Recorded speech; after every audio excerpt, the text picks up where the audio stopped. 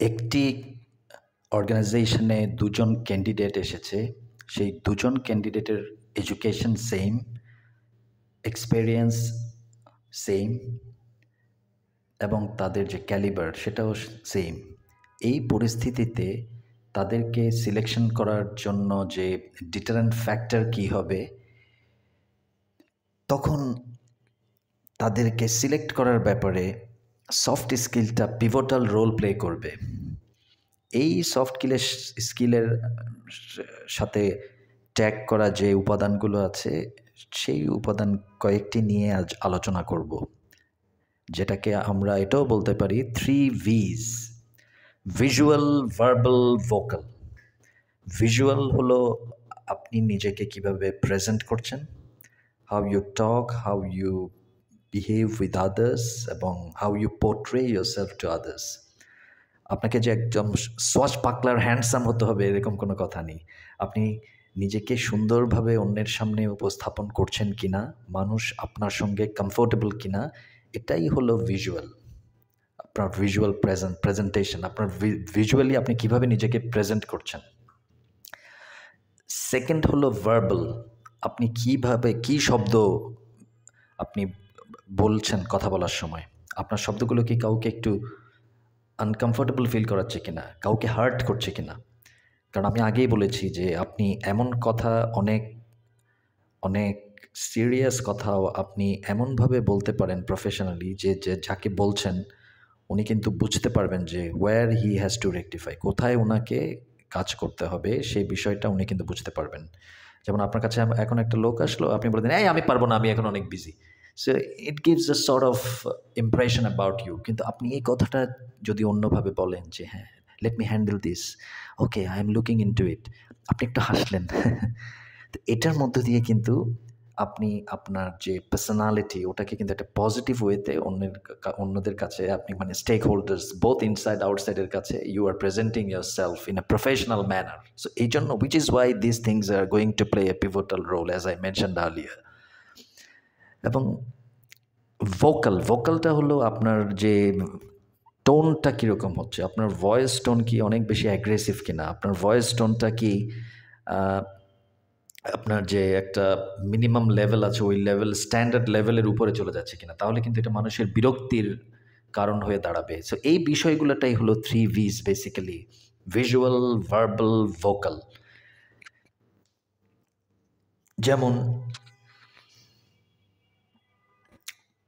আপনার একজন কলিগ যদি এখন আপনার কাছে আসে এবং হেল্প চায়, আপনি যদি বলেন তাকে যে আমি এখন বিজি, আপনাকে হেল্প করতে পারবো না, তো এটার মানে কিন্তু আপনি একটা সুযোগ হারাচ্ছেন, যেটাকে আমরা বলি অ্যাক্সেসিবিলিটি। পৃথিবীর অনেক লিডার কিন্তু লিডার হতে পারেনি শুধুমাত্র এই অ্যাক্সেসিবল না হওয়ার কারণে। ওনারা এই পয়েন্টটা মিস করে গেছেন। That's why they could not establish themselves as a leader.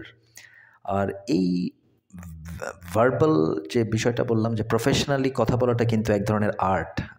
আমরা অনেক সময় দেখতে পাই যে অনেকে প্রফেশনালি কথা বলে, যে টেলিফোনে অনেক সময় কথা বলছে, বিভিন্ন রকম কথার মধ্য দিয়ে ওটা কিন্তু আস্তে আস্তে অনেক সময় চলে যাচ্ছে, কিন্তু মূল যে কথাটা, যে আপনার সাবজেক্ট ম্যাটার যেটা, ওটা কিন্তু অনেক সময় বলা হয় না। এটাও দেখা যায় যে অনেক সময় কথা শেষ হয়ে যাওয়ার পর আবার কথা বলতে হয়, বলে এবং সেটা আবার যে মূল পয়েন্টটা সেটা বলতে হয়। তো এটা এরকম করলে হবে না। এটাকে প্রফেশনালি আপনাকে যতক্ষণ আপনি আপনার অর্গানাইজেশনে আছেন, you have to always on your টোজ।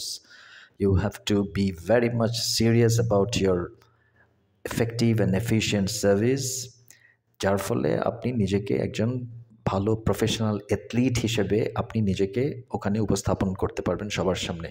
তখন আপনি একটা রোল মডেল হয়ে যাবেন, যে আপনার অ্যাটিটিউড, বিহেভিয়ার, ভ্যালুস এবং আপনার যে থট প্রসেস, আপনার প্রেজেন্টেশন এবং কীভাবে আপনি নিজেকে তুলে ধরছেন অন্যের সামনে, এই সবগুলো তখন একটা রোল মডেল হিসেবে কাজ করবে।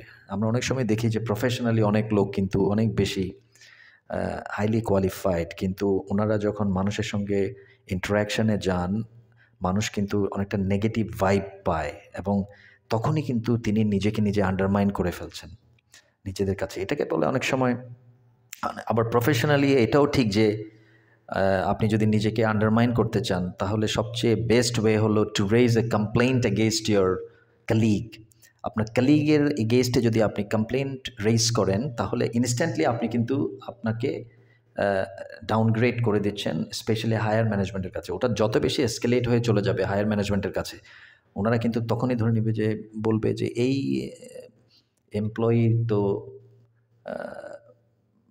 ম্যাচিউরিটি কম। এটাকে অনেক সময় আবার ম্যাচিউরিটিও বলা যায় না, এটাকে বলা হয় আপনার সেন্স অফ প্রপোর্শন। ম্যাচিউরিটি আছে আপনার কমন সেন্স আছে বলেই তো একটা কমপ্লেন্ট রেজ করেছে, যদিও common sense is a very uncommon thing কিন্তু এটাকে বলে আসলে lack of sense of proportion. Maturity আছে কিন্তু বুঝতে পারছে না কোথায় কি বলতে হবে, কখন কি করতে হবে।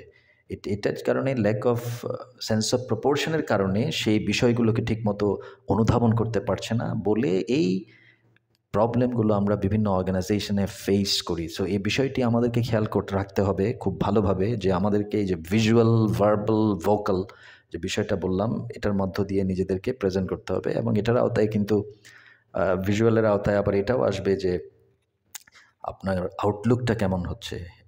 একটা মেজর ইস্যু হলো এখানে বেসিক্যালি প্রেজেন্টেশনের ক্ষেত্রে হেয়ার কাটটা একটা ম্যাসিভ ফ্যাক্টর হিসেবে কাজ করে। অনেক সময় মানুষের বয়স বেড়ে অনেক সিনিয়র লেভেলে চলে যাচ্ছে, কিন্তু ওনার এমনও হতে পারে যে ওনার যে কলেজ লাইফের যে হেয়ার স্টাইল ছিল ওটা চেঞ্জ করেনি, যার ফলে ওনাকে কিন্তু মিসম্যাচিং একটা লুকে উনি কিন্তু নিজেকে প্রেজেন্ট করছেন। So we have to be very much conscious about our hair style from the very beginning. আমরা যখনই যখন কোনো একটা মোটামুটি একটা এক্সপেরিয়েন্স লেভেলে চলে যাচ্ছে as well as with his age, ওনাকে কিন্তু হেয়ার স্টাইলটার দিকে খেয়াল করে রাখতে হবে খুব বেশি। এটা প্রফেশনাল হতে হবে এবং ওনার যে গ্রুমিং ওটা ভালো থাকতে হবে, হাইজিন ফ্যাক্টর খুব ভালোভাবে থাকতে হবে এবং ওনার যে অ্যাটায়ার ওটা ভালো হতে হবে, কালারগুলো খুব সুন্দরভাবে ওনাকে সিলেক্ট করতে হবে। যেমন কর্পোরেট প্রফেশনালের ক্ষেত্রে আপনি যদি শার্টের ক্ষেত্রে হোয়াইট, ব্লু,